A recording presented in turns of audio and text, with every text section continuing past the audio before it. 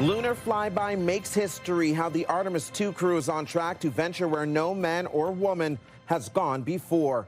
Good afternoon. This is CTV News at 5. I'm Stefan Keys. In about 2 hours from now, the Artemis II crew is scheduled to do what was once upon a time considered mission impossible. Canadian Jeremy Hansen and his 3 American crewmates will venture further into space than the record set by Apollo 13 in 1970, reaching the far side of the moon, losing view of this planet we call home.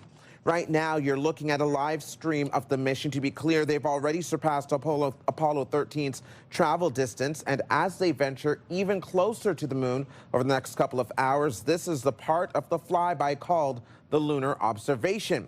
CTV's Dylan Dyson has more on the space adventure. And Dylan, I understand at one point they'll lose contact with the NASA's control room. Yeah, that's right, Stefan. For about 40 minutes this evening, Jeremy Hansen and the Artemis II crew will lose contact with Earth as they travel to the far side, or what is sometimes referred to as the dark side of the moon.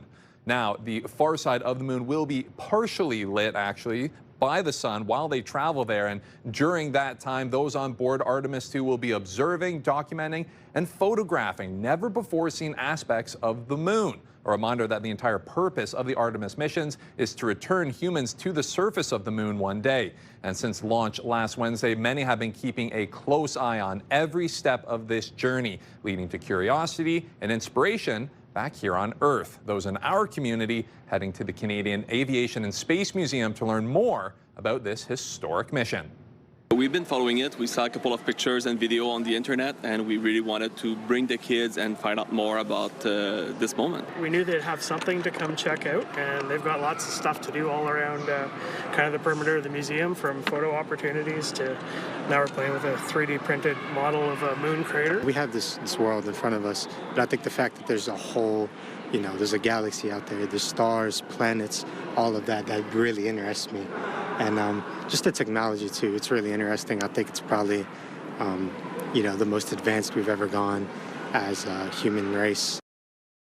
That loss in communication with Earth is expected around 6:45 tonight, with connection being restored around 7:25. Artemis II is expected to end its observations and documentation of the moon around 9:20 tonight, and it should exit the moon's gravitational pull tomorrow afternoon as Jeremy Hansen and the rest of the crew make their way back to Earth, a journey that should take 4 days, with their return scheduled for April 10th. Stefan. It's all very exciting. CTV's Dylan Dyson reporting live for us. Thank you, Dylan. So that's what's happening today, and here's a reminder of why this multi-billion-dollar project is significant for the future. Once this mission is complete, it should give NASA a better understanding of the lunar South Pole. Then over the next few years, they could have the knowledge needed to build a moon base. After that, it is possible the first humans could head to Mars. In the meantime, while most of us won't be flying to the moon anytime soon, the destinations here on planet Earth are set to become more expensive. Canadian Airlines announcing a new fuel surcharge for some, not all, vacations. CTV's Josh Morano joins us live with more on that. Josh. Yes, Stefan, that some not all is important for travelers, as these fuel surcharges are being added to select bookings, but more airlines are starting to adopt them. Charges are now being added to select trips ranging from roughly $40 to $90. As of now, Air Canada Vacations is applying a $50 fee to certain vacation packages, particularly its sun destination packages. Other carriers are taking similar steps. Porter Airlines and Air Transat already introducing added fees on some routes, and WestJet planning to follow suit later this week. Airlines point to the rising global fuel prices as the reason, but say the changes are temporary.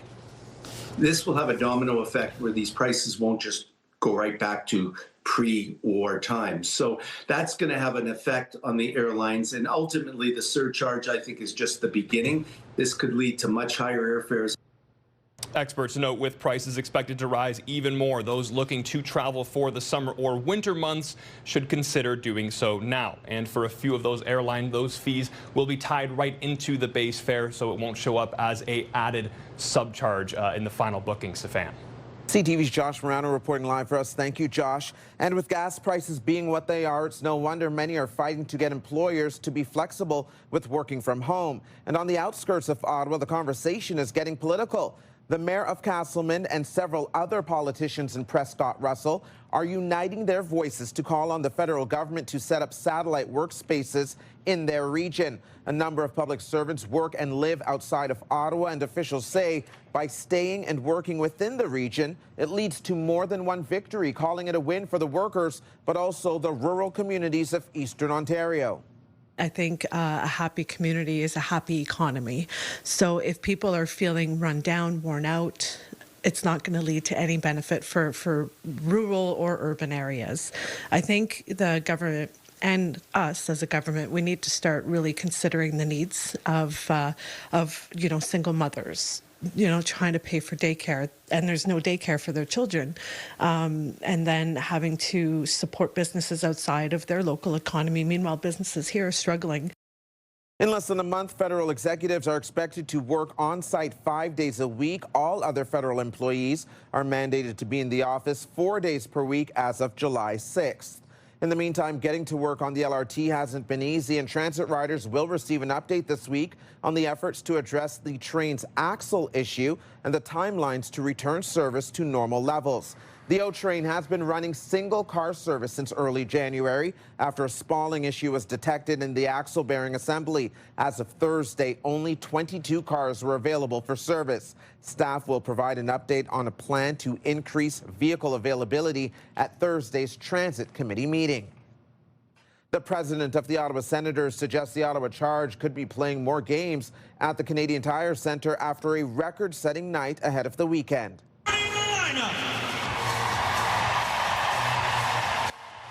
The Charge faced the Montreal Victoire Friday night in front of 17,100 fans at the arena in Canada. It was the largest home crowd for the Charge in franchise history. Speaking with TSN, Cyril Leader said the Senators have been speaking with officials from the Professional Women's Hockey League. I know they agonized about putting the game here on Good Friday because we did play Thursday, Saturday, Sunday with 50,000 Senator fans here, but it turned out great. We had almost a full house here on Friday for the Charge game, and we'll continue those talks with the PWHL as we go forward. The PWHL has said the Charge would not play at the new arena at Lansdowne due to the reduced capacity. Also, Ottawa Charge head coach Carla McLeod is stepping away from the bench as she continues her treatment for breast cancer. McLeod announced in November she had been diagnosed with cancer but would continue her coaching duties. Today, the Charge announced McLeod will not be coaching for an undetermined period of time, adding she remains in good spirits. The Senators are enjoying a day off after picking up a big win against the Hurricanes. Pass fed back. We got up by Stefan coming off the bench. In comes Tim Stutzer with a burst. Stutzer in. Oh, my God, by Tim Stutzer. Tim Stützle with a highlight reel goal in the first period. The Senators go on to win 6-3 last night and remain 1 point up for the final playoff spot in the Eastern Conference. Ottawa hosts Tampa Bay tomorrow night at the Canadian Tire Centre. Well, Olive Garden is set to return to Ottawa, taking over a former Eastside Mario's location in Westboro. The restaurant chain confirming the new Olive Garden will be located at 675 Kirkwood Avenue at Carling Avenue. There were 2 Olive Garden locations in Ottawa back in the 90s. That's the main bridge to get home and also to get over to some of the parks that I like. Coming up on CTV News at 5, construction season could lead to trouble for drivers traveling between Ottawa and Gatineau. And our Jackie Perez is in studio for us tonight. Jackie. Well, thanks so much, Stefan. It was a cold, windy day in the capital. We even saw traces of some light flurries throughout the day. It will be another few days before we see the return of some double-digit temperatures. Right now, we are sitting around just above the freezing mark, around 2-3 degrees. Overnight temperatures will go down to about -3. A few flurries are in store, but it is tomorrow morning that we could see more flurries moving in. We are getting to a daytime high of about the freezing mark. We talked about that light snow moving in. It has prompted a special weather statement in effect for parts of Eastern Ontario. Not quite here in Ottawa, but it is really along the seaway. We'll get a closer look at this and a look at your long-term forecast in just a bit. Stefan. Thank you, Jackie. A live check on traffic right now. There is less traffic on the highways today because of the Easter Monday holiday. No collisions to report either. Our popular Team of the Week segment is back. If you want to be a part of our Myers Automotive Group Team of the Week, upload your video to ctvnewsottawa.ca. As federal public servants prepare to spend more time in the office, an Eastern Ontario mayor wants the government to create offices in rural areas. Casselman Mayor Geneviève Lajoie says the new office mandate will hurt rural communities by pushing people back to the city. Today's CFRA question of the day is, should the government open regional offices for public servants?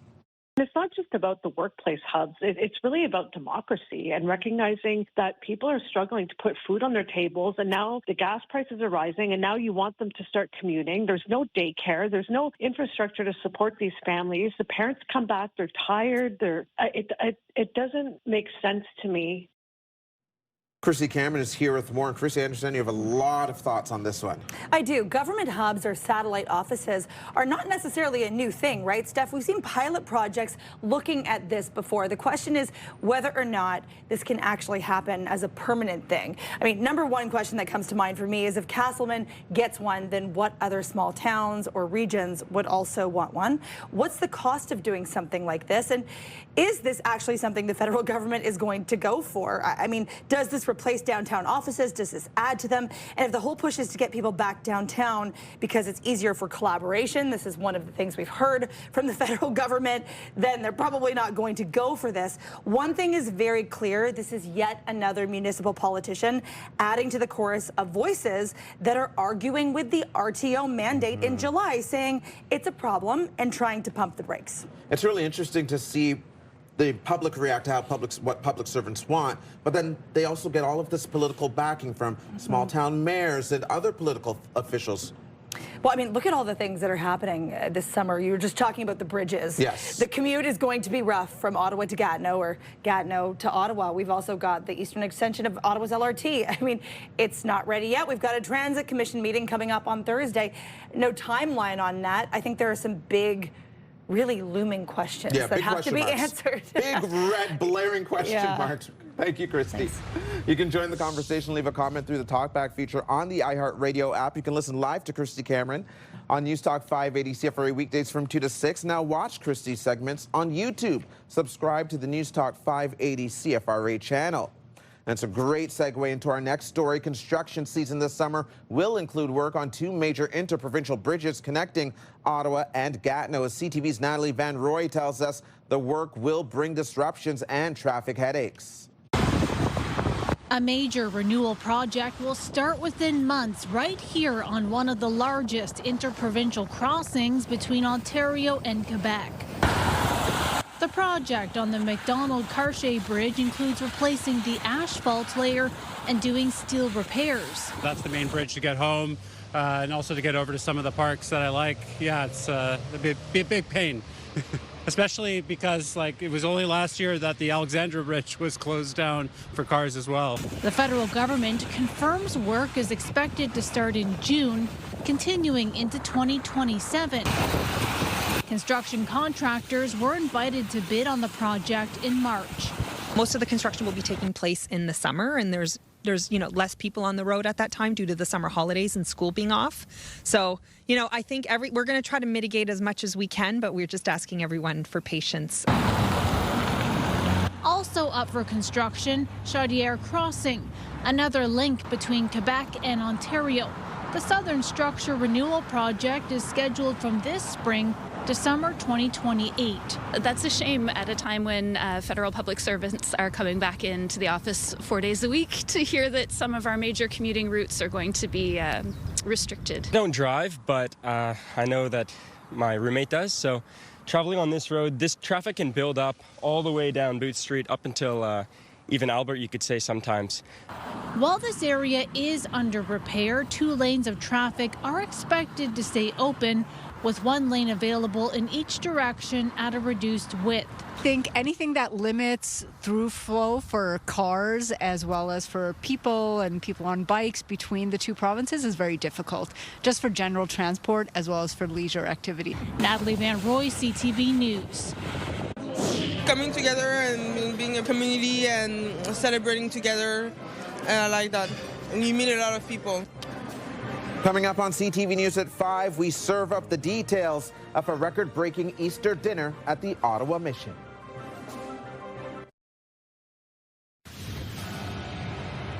Coming up tonight on CTV after the 6 o'clock news, E-Talk starts at 7, The Big Bang Theory at 7:30, Extracted at 8, Memory of the Killer at 9, and The Rookie at 10.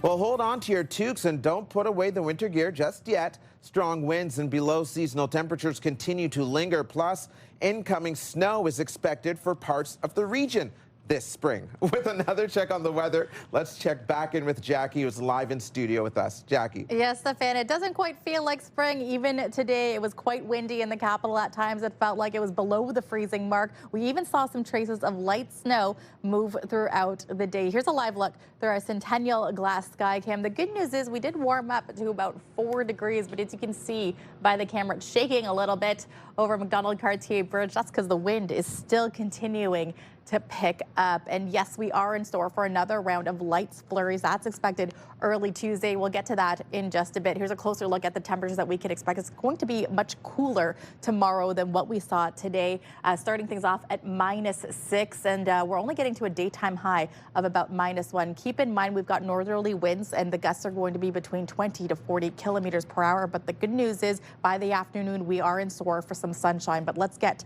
to this snow that is making its way into the region. A special weather statement is in effect for parts like Kingston, Brockville, including Smiths Falls. So the early hours of Tuesday into the afternoon, we are likely going to see anywhere between 4 to 10 centimeters of snow moving in. And this is a closer map of breaking down what we can see and anticipate around 7 a.m. So that morning commute, especially along the seaway from Kingston to Brockville, you'll see a little bit of that darker purple. That's where the intense snow will be. This could reduce visibility as well. But Ottawa likely going to see flurries more so than the heavier snow moving in at intense periods of time. Again, this is likely to clear by the time noon rolls around, but we are still keeping a close eye on this. Cooler temperatures overnight in the valley, -11. Daytime high only anticipated for about -2 degrees. And as we look towards the seaway, still a little bit warmer at -5 for the overnight low. And we are still seeing above seasonal temperatures, so 2 degrees is the anticipated daytime high for the Kingston area. Now, after Tuesday afternoon, we are likely going to see some sunshine moving in for our Wednesday and lots of sunshine continuing for our Thursday as well. Taking a closer look at our temperatures for the next 5 days. Yes, it won't be until Thursday that we are going to see the return of double-digit temperatures. Now, this time of year, we should be seeing daytime highs of at least 8, 9 degrees. We won't likely see this similar until Thursday or Friday. So after Tuesday's flurries and precipitation moving through, we are likely going to see drier, much warmer temperatures for the rest of the week. Weather is brought to you by Manotick Tree, complete tree care from start to stump. Get ready, Ottawa. We're giving away tickets to Stars on Ice, where champions shine. See some of Canada's most celebrated skaters, including skating legend Elvis Stojko at the Canadian Tire Centre on Sunday, April 26th. This is your chance to experience a dynamic new show. Enter for your chance to win at ctvottawa.ca. Wishing you the best of luck. So, Stefan, that's right. Hold on to your toques. Bring out your parkas because we are getting snow moving into the region. But then you could take that away and remove it by the time Thursday rolls around. 14 degrees. Fingers crossed it stays that way. Fingers crossed indeed. Thanks, Jackie. Coming up on CTV News at 5, signs of the season, and despite Jackie's forecast, perhaps a true goodbye to winter weather this week as a big street sweep gets underway. Stay with us. Get the latest live local breaking news. Sign up now for our morning and evening CTV News Ottawa newsletter. The best local content from CTV News, Your Morning Ottawa, and News Talk 580 CFRA. Get it all in one place. Sign up now at ctvnewsottawa.ca. The CTV News Ottawa newsletter is brought to you in part by CAA Business.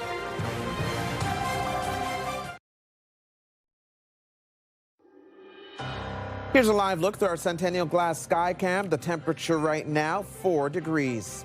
And here's what we're working on for 6 o'clock. We will continue our journey even further into space before Mother Earth succeeds in pulling us back. Watching space history unfold for hours today. Today's lunar flyby is being observed by millions, and history has already been made. Artemis II going where no humans have gone before. The entire country can be taken out in one night, and that night might be tomorrow night.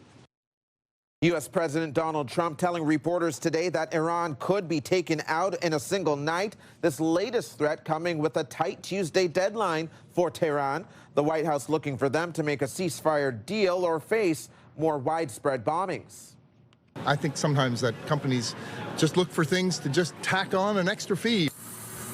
Plus, the sky-high costs of fuel are about to make flying more expensive. Canadian Airlines announcing a new fee as gassing up the aircrafts gets costly. But not all destinations are created equal. Now, the final 5 other stories we're following today. The Goo Goo Dolls will not be taking the stage tonight at the Canadian Tire Centre.